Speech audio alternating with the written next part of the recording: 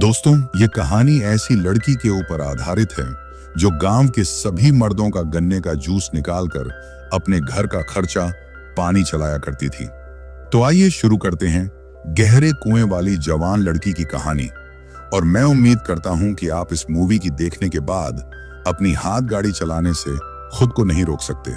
Movie की शुरुआत में हम मारिया को खेतों के बीच अपना खाता खुलवाते हुए देखते हैं और पास ही एक बूढ़ा आदमी पैसे गिन रहा था। खाता खुल जाने के बाद मारिया अपने कपड़े पहनकर तेल चटाई उठाकर दूसरे ग्राहक के पास चली जाती है, जहां वही बूढ़ा आदमी बैठा हुआ ध्यान रख रहा था और साथ ही डायरी में हिसाब भी लिख रहा था। उधर मारिया जवान मर्द से अपना पानी निकलवा रही थी। इसके बाद वह आदमी अपनी सारी गर्मी बाहर निकाल देता है। फिर मारिया उसी बूढ़े के पास आती है। दरअसल ये बूढ़ा आदमी मारिया का चाचा है। मारिया के चाचा उसके लिए ग्राहक लाने का काम करते थे, क्योंकि ये बहुत गरीब थे और इसी तरह मजदूरी करके इन्हें अपना गुजारा चलाना पड़ता था। इसलिए मारिया दिन में कई सारे मर्दों के गन्ने का रस निकालकर पैसे कमाती थी। मारिया फ्रेश होने का सामान अपने साथ रखती थी ताकि एक के फ्री हो जाने के बाद वह साफ सफाई करके दूसरे ग्राहक के पास जा सके। दिन भर तेल चटाई करने के बाद शाम को मारिया और उसके चाचा खूब तारा खाना लेकर घर आते हैं।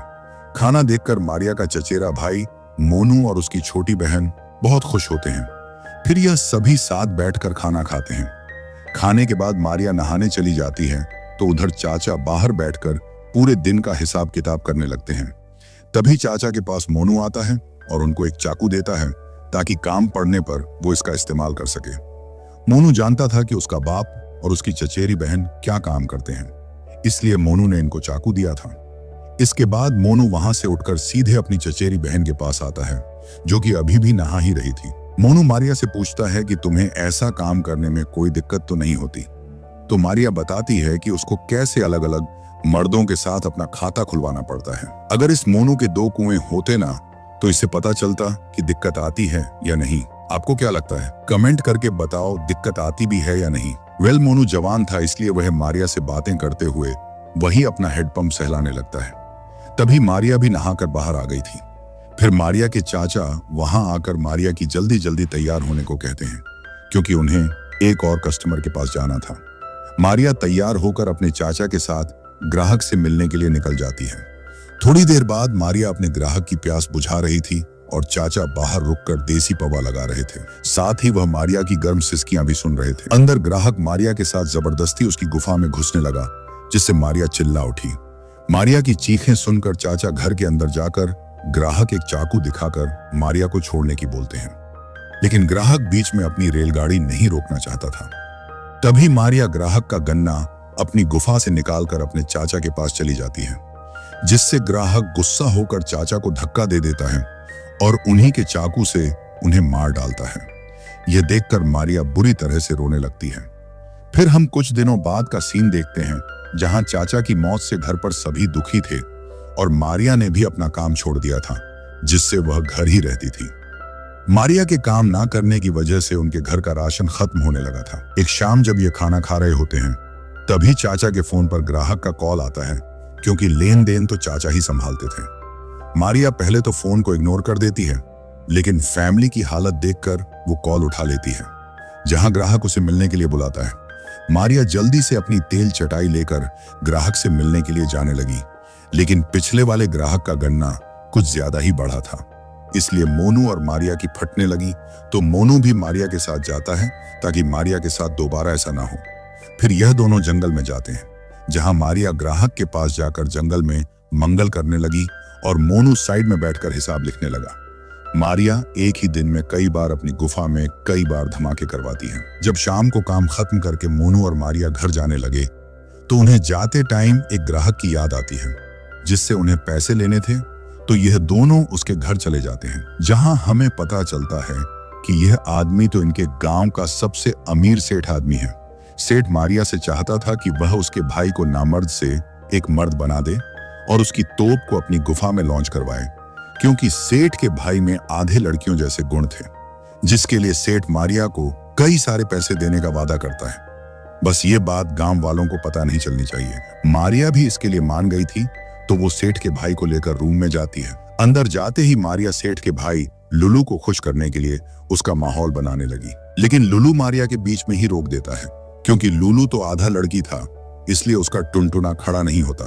और मारिया को तो पैसे चाहिए थे और लुलू को अपने भाई को खुश करना था, इसीलिए वो दोनों एक चालाकी करते हैं और दोनों एक दूसरे को खुश करने की नौटंकी करना शुरू कर देते हैं। मारिया की चीखें सुनकर बाहर बैठे सेठ को यकीन हो जाता है कि मारिया लुलू से अपनी गुफा में अच्छे से धमाके करवा रही है, जिसके बाद मारिया सेठ से पैसे लेकर सीधे अपने घर आ जाती है। घर आने के बाद सभी मिलकर खाना खाते हैं। अगले दिन मोनू पूरे गांव में खबर फैला देता है कि मारिया कम पैसों में अपने तरबूज का ज्यादा रस पिलाती है, जिसे वह है 20 रुपए का बड़ा गिलास चले। आइए इधर। मारिया की गुलाबी गुफा की बात सुनकर गांव वाले मारिया की गुलाबी गुफा में धमाके करने आने लगे थे और देखते ही देखते कई सारे लोग आ गए, जिससे इनका काम अच्छे से चलने लगा। अब मारिया का काम अच्छे से चल रहा था, इसलिए हैरी नाम का पुलिस वाला आकर मोनू से टपाटप वाले काम का कमीशन सेट करता है और साथ ही बोनस के रूप में मारिया की गुफा में धमाके भी। हैरी मोनू से अपने साथ आए साथी के गन्ने का रस निकालने की बोलता है।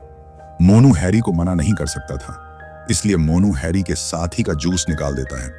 अब ऐसे काम करते करते इनको कई सारे दिन बीत गए थे।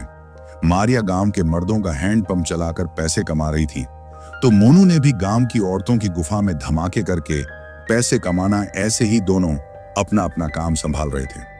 मारिया और मोनू जब अपनी जॉब खत्म करके घर जा रहे थे तो रास्ते में इन्हें हैरी मिलता है, जो कि इनसे अपना कमीशन मांगने के लिए रुका था। इसके बाद मोनू और मारिया अपने घर आ जाते हैं। रात बीत जाने के बाद अचानक मारिया की तबीयत खराब होने लगी, तो मोनू आकर जल्दी से मारिया को कंबल ओढ़ाकर उसके लिए दवाई लेने के लिए घर से बाहर जाता है, जहां उसे रास्ते में हैरी का साथी रियो मिलता है, जो कि पूरा टल्ली था। रियो मोनू को अपना गन्ना लेने की बोलता है, तो मोनू भी मजबूरी की वजह से उसका गन्ना लेने जाता है। लेकिन मोनू को ज्यादा मेहनत नहीं करनी पड़ती, क्योंकि रियो पहले से ही टर्न हो रखा था और मोनू के पास मारिया की दवाई लेने के पैसे भी नहीं थे।